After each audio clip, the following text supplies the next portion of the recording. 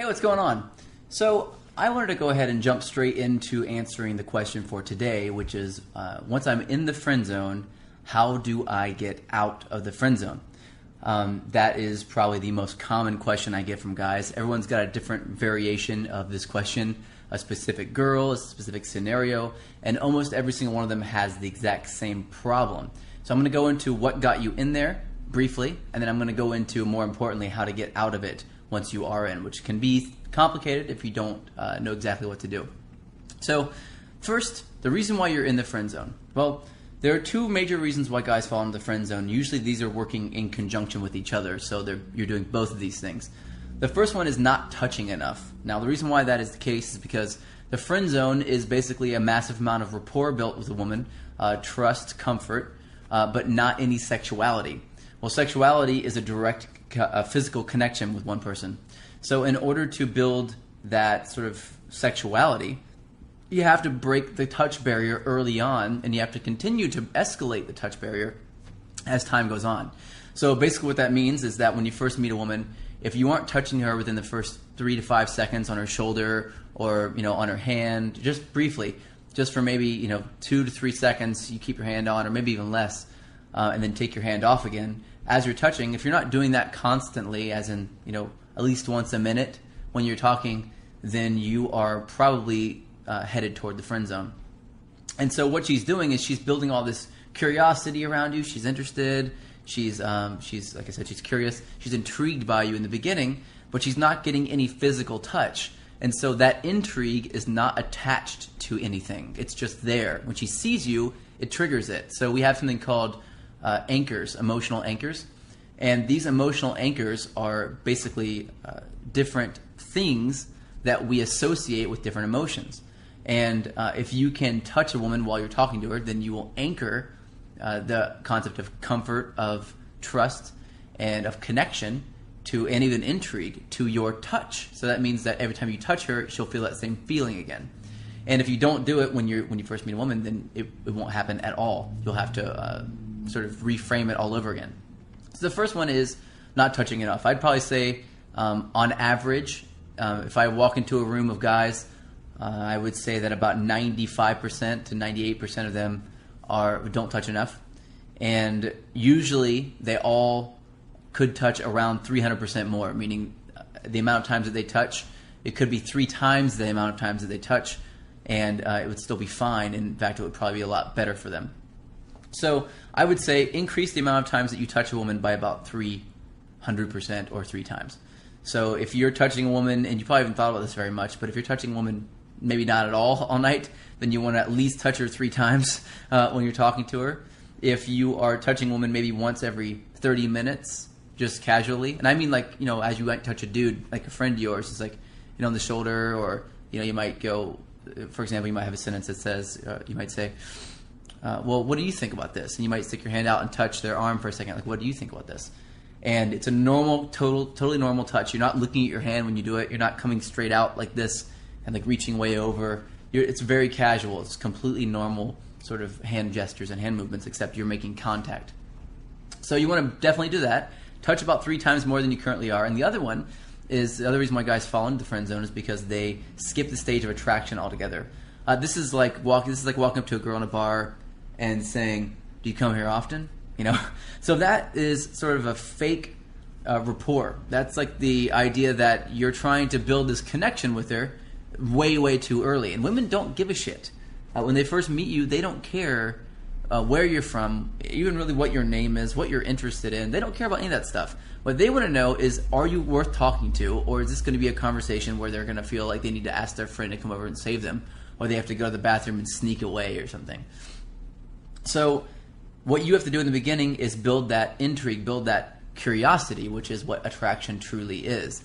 And you want to make sure that that curiosity is there and is very apparent to them whenever you're first talking to them. If you skip that and you try to get into really deep conversation early on, what you're doing is you don't have that ramp up of attraction that sort of peaks off with rapport. So attraction is kind of like this. It ramps up very quickly if you know how to do it. It's curiosity. And then it drops sharply if you don't build rapport afterwards. So what you want to do is you want to ramp up attraction by building banter, by using negative body language properly, by touching properly, things like this. And there are a lot of other things, obviously, that you can do that I go over in depth in my book. And you want to ramp up the attraction as high as you can possibly get it, and then right at the peak, you want to cap it off and build rapport. Because when you start building rapport, the attraction dies off. So if you build a little bit of attraction and then you go straight into rapport, you're only going to have that much attraction over time. You can't build more attraction very easily.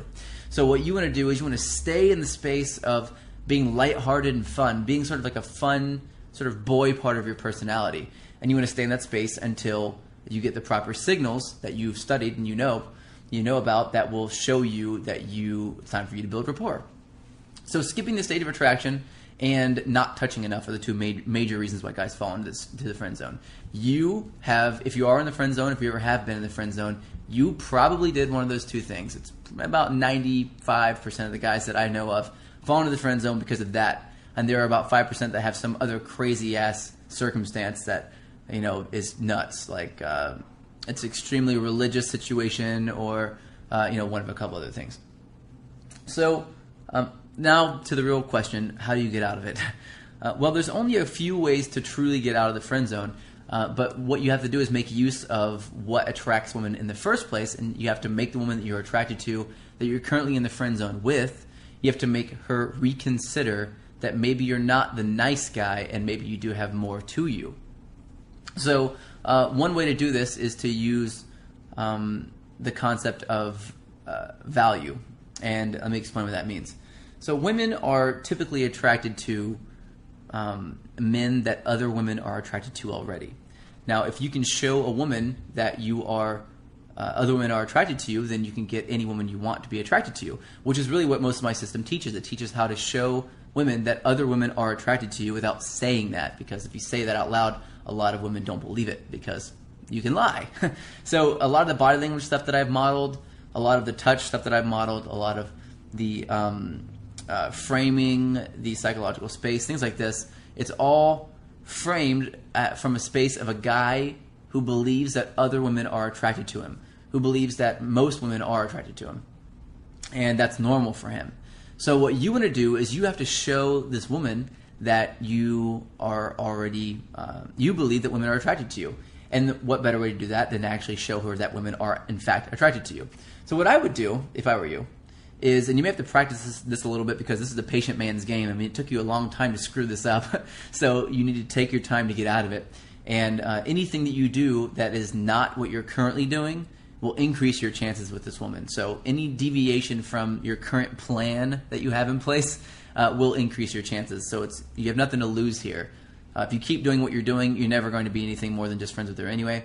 And if you try to go to some extreme and be like, well, you need to date me or you need to leave, then you're going to freak her out and she's going to leave anyway. So anything that you do that is following this model will increase your chances. So here's what I would suggest that you do. Try this.